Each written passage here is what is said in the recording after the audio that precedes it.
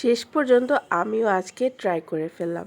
Already আপনারা দেখে বুঝেই ফেলছেন, মানে ডিম দেখে বুঝেই ফেলছেন যে আমি ঠিক কোন রেসিপিটা ট্রাই করার কথা বলছি।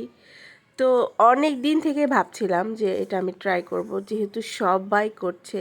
তো আজকে করব, কালকে করব, করতে করতে করতে কোনোভাবেই সময় পাচ্ছিলাম না যে এই রেসিপিটা ট্রাই করব। সো আসসালামু আলাইকুম এভরিওয়ান, আশা করছি সবাই অনেক ভালো আছেন। আমি আলহামদুলিল্লাহ ভালো আছি।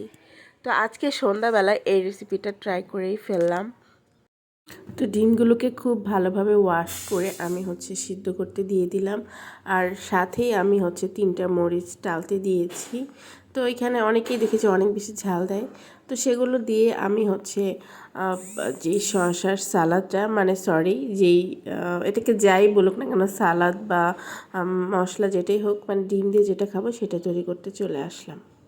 শসা নিয়েছি, আমি একটু বেশি পরিমাণ নিয়েছি, কারণ সালাদটা মানে এত এত এত সুন্দর। প্রথমে আমি অল্পই নিয়েছিলাম, পরে ভাবলাম যে না, আর একটু বেশি করেই বানাই। তো শসা কাটার পর পেঁয়াজ কাটলাম, এক টুকরা লেবু নিলাম। আরেক পাশে আমি আগে থেকেই তেঁতুল একটু পানি দিয়ে ভিজে রেখেছিলাম, মানে তেঁতুলের যে কাঠটা সেটা আমি সালাদ মাখাতে নিব। একটা কথা বলে রাখি, আমি এই ভয়েসটা সকালবেলা দিচ্ছি, মানে ঘুম থেকে ওঠার পর, তাই আমার ভয়েসটা একটু হাস্কি শোনা যাচ্ছে, এর জন্য আমি ভীষণ দুঃখিত। তো এখানে আমার শসাগুলো কাটা হয়ে গিয়েছে, মানে সালাদ বানাতে যা যা লাগবে আমি প্রত্যেকটা জিনিস রেডি করে নিয়েছি। এখন এটাকে ভালোভাবে গ্রেট করে নিব। প্রথমে আমি গ্রেটারের যে সরু অংশটা ছিল ওটা দিয়ে গ্রেট করছিলাম, কিন্তু পরে মনে হলো যে এটা অনেক সময় লাগবে। এত সময় আমার ইচ্ছে করছিল না ব্যয় করি, মানে আমি এতটাই এক্সাইটেড ছিলাম এটা খাওয়ার জন্য। তো এখন আমার শসাগুলো গ্রেট করার পর এখানে আমি পেঁয়াজগুলো কেটে নিচ্ছি। এখানে আমি 2টা পেঁয়াজ নিয়েছি। আর একটা সত্যি কথা কি জানেন, রান্না করতে আমার সবচেয়ে অধৈর্য লাগে পেঁয়াজ কাটতে। আমি তো মাঝে মাঝে পেঁয়াজ কাটার ভয়ে তরকারিতে পেঁয়াজই দেই না, এরকমও হয়। তো যাই হোক, এখন ধনিয়া পাতাগুলো কুচি কুচি করে কেটে দিচ্ছি।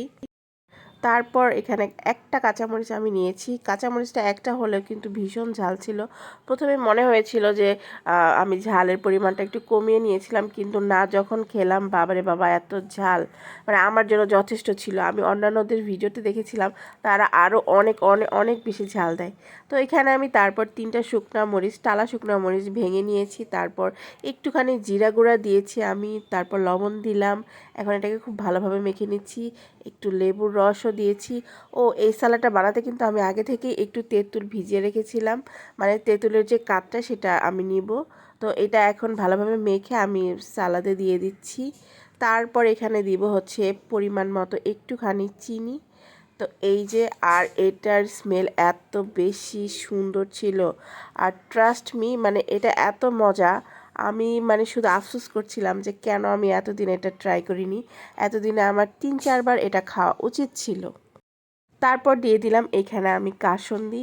তারপর এখন এটাকে খুব ভালোভাবে মেখে নিব। আমি আবার এক ফাঁকে একটু ট্রাই করে নিলাম, তারপর দেখলাম যে লবণের পরিমাণটা একটু কম হয়েছে। তারপর আমি আরও একটু লবণ দিয়ে দিলাম। তো এখানে সালাদ মাখাটা একদম রেডি। আর ওইদিকে আমি এখন ডিম দেখতে যাব যে ডিমটা হলো কি না। তো ডিম হয়ে গিয়েছে, এখন আমি ডিম ছিলতে নিয়ে আসলাম। আর এইখানে ডিম ছিলা নিয়ে হাইরে হাসাহাসি, মানে এত বেশি এক্সাইটেড ছিলাম যে ডিমও ভালোভাবে ছিলতে পারিনি।